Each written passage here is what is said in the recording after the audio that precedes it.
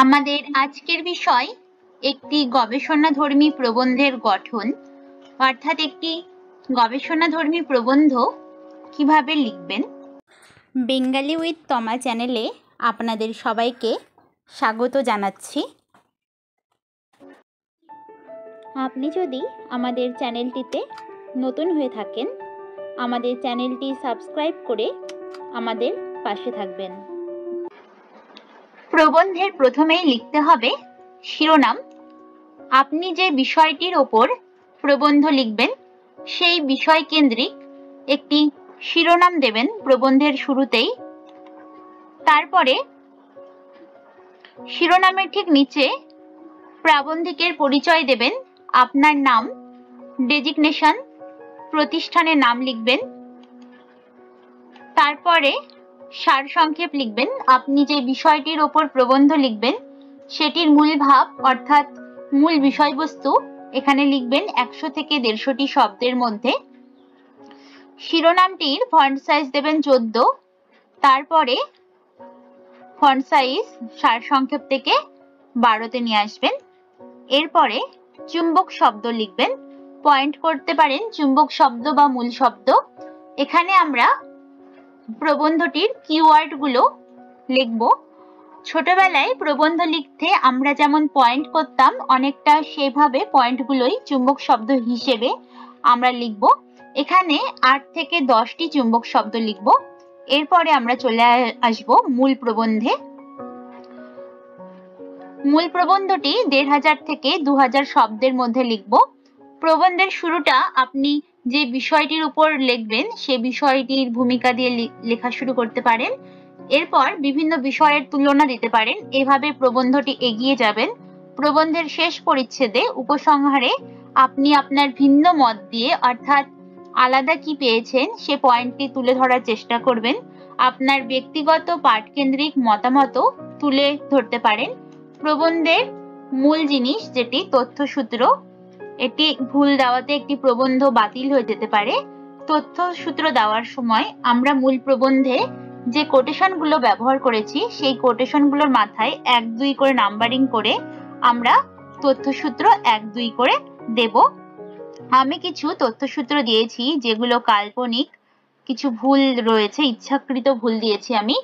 একটি তথ্যসূত্র এখানে প্রথমে আমি লেখকের নাম দিয়েছি, তারপরে কোলন দিয়ে লেখকের বইটির নাম সিঙ্গেল ইনভার্টেডে রেখেছি। এরপরে কমা দিয়ে প্রকাশনার নাম, প্রকাশনার অ্যাড্রেস দিয়ে প্রথম প্রকাশ কবে পেয়েছে সেটি দিয়ে কোটেশনটি আমি যে পৃষ্ঠা থেকে নিয়েছি সেই পৃষ্ঠাটি দিয়েছি। এরপরে আরেকটি ধরন তথ্যসূত্রের, এখানে প্রথমে লেখকের সারনেম দিয়ে কমা দিয়ে লেখকের নাম, তারপরে কমা দিয়েছি, এখানে সেমিকোলনও দেওয়া যেতে পারে। এবার লেখকের বইটির নাম, এটি ইনভার্টেড সিঙ্গেল ইনভার্টেডে রাখতেও পারেন, না রাখলেও অসুবিধা নেই। এরপরে প্রকাশনাটির নাম, কবে প্রকাশিত হয়েছে, তারপরে পৃষ্ঠা সংখ্যা। এটি নয়তো এটি যে কোনো একটি ধরন অনুযায়ী এগোবেন, দুটি কিন্তু একসাথে মিশ্রণ করে ব্যবহার করা যাবে না। এবার কোনো একটি কোটেশন, যেটি কোনো একটি আমি বই থেকে নিয়েছি, দ্বিতীয় কোটেশনটিও সেম বই থেকে যদি নেওয়া হয়ে থাকে সেক্ষেত্রে আমরা দ্বিতীয় কোটেশনটির ক্ষেত্রে প্রাগুক্ত কিংবা তদেব বা ওই এই কথাগুলোর যে কোনো একটি লিখে কমা দিয়ে আমরা পৃষ্ঠা সংখ্যা লিখে দেব। এবার একটি পত্রিকার ক্ষেত্রে আমরা এভাবে লিখতে পারি,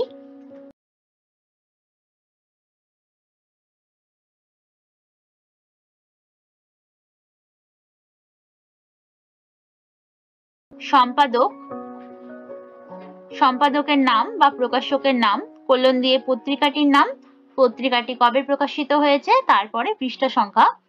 আরেকটি ভাবে দিতে পারি আগে প্রকাশকের নাম, তারপরে ব্র্যাকেটে সম্পাদক কথাটি লিখে দিয়ে কোলন দিয়ে পত্রিকার নাম, পত্রিকাটি কোনো বিশেষ সংখ্যা হলে সেই সংখ্যার নাম, পত্রিকাটি কোথায় প্রকাশিত হয়, কবে প্রকাশিত হয়েছিল সেভাবে।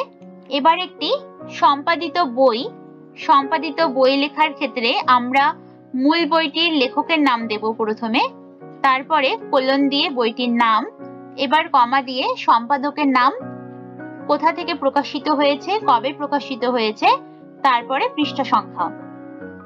বাংলা কোটেশন তথ্যসূত্র দুবার ব্যবহৃত হলে একই বই থেকে সেক্ষেত্রে আমরা প্রাগুক্ত তদেব ওই লিখবো।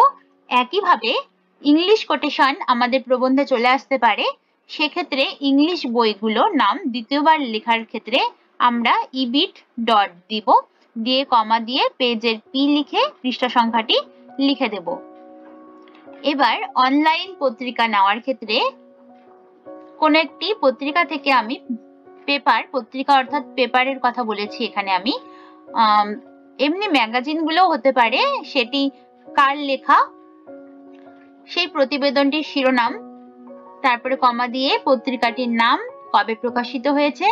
আমি যদি কোনো অনলাইন সাইট থেকে নিয়ে থাকি তাহলে সেই সাইটটির নাম আমি কপি করে দিয়ে দেব। এবার শুধু ওয়েবসাইট ব্যবহার করলে সূত্র লিখে সেই সাইটটি আমি লিখে দেব।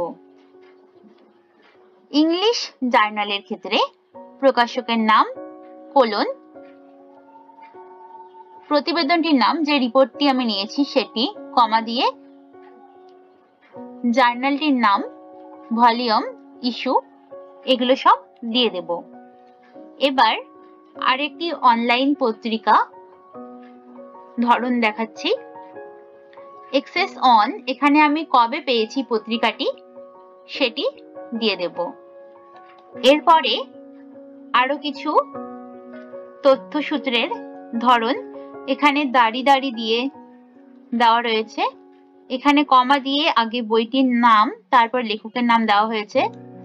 এই যে এখানে আরেকটি পত্রিকার উদাহরণ, এখানে স্ল্যাশ দিয়ে দিয়েছে। তথ্যসূত্রের পরে আমরা দেব সহায়ক গ্রন্থ। প্রবন্ধটি লিখতে যে গ্রন্থগুলোর সাহায্য লেগেছে সেগুলোর নাম দেবেন এখানে 1-2 করে। সহায়ক গ্রন্থগুলো নামের প্রথম বর্ণটি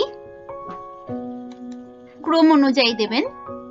এরপরে প্রাবন্ধিক যোগাযোগ মাধ্যম, প্রবন্ধটিতে কোনো ভুল থাকলে সেটি প্রুফ করার জন্য কিংবা অন্য কোনো প্রয়োজনে আপনার সাথে যোগাযোগ করার জন্য প্রবন্ধের শেষে ডান দিকে আপনার নাম, ইমেল আইডি, কন্টাক্ট নাম্বার দেবেন। এবারে সমগ্র প্রবন্ধটি কিভাবে লিখতে হবে একবার দেখে নেওয়া যাক।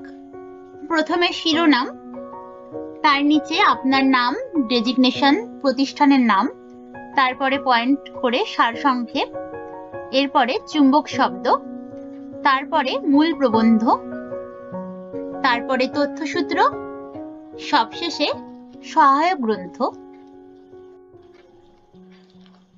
ডান দিকে আপনার সাথে যোগাযোগ করার যোগাযোগ নাম্বার। আজ তবে এই পর্যন্তই, ধন্যবাদ।